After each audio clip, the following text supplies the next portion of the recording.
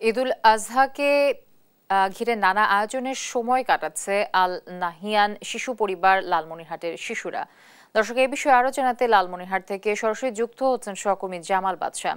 বাদশা, আপনাকে ঈদের শুভেচ্ছা জানাচ্ছি।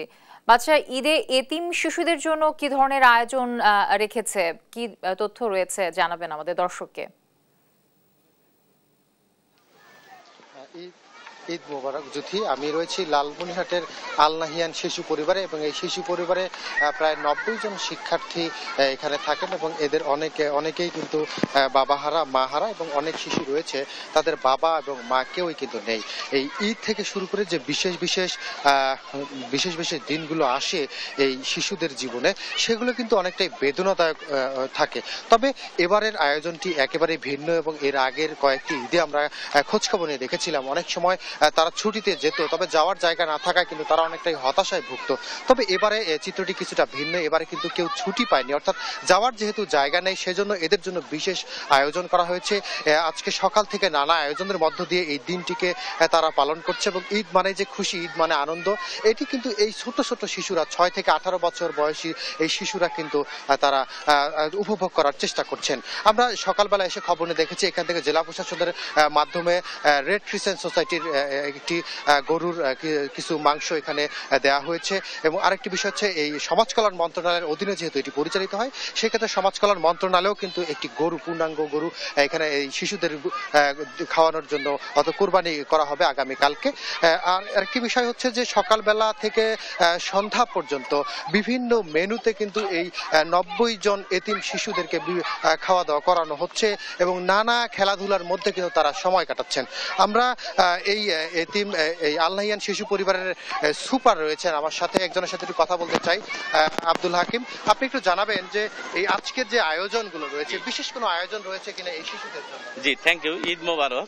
আমাদের শেখ জায়েদ সুলতান আল নাহিয়ান ট্রাস্ট আল নাহিয়ান শিশু পরিবার লালমনিরহাট বরাবরই আমরা আমাদের প্রধান কার্যালয় এবং জেলা প্রশাসক মহোদয়ের সার্বিক সহযোগিতা এবং নির্দেশনায় আমাদের এটি পরিচালিত হয়ে থাকে।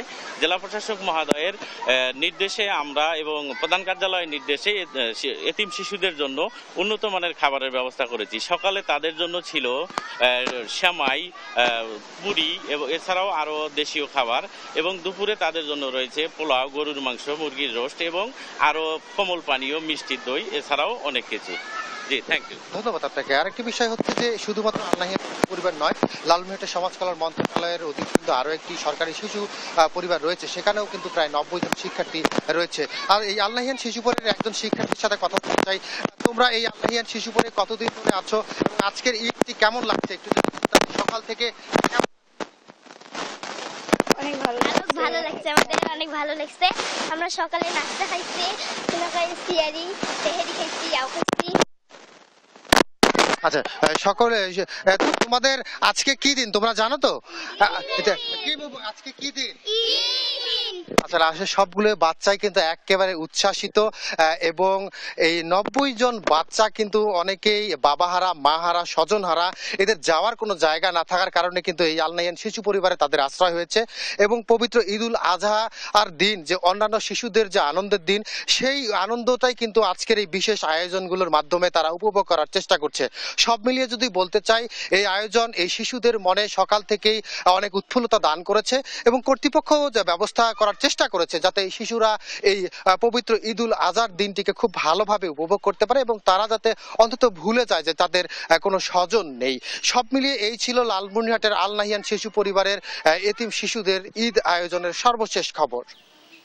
বাদশা, আপনাকে ধন্যবাদ। দর্শক, লালমনিরহাট থেকে যুক্ত ছিলেন আমাদের সহকর্মী জামাল বাদশা।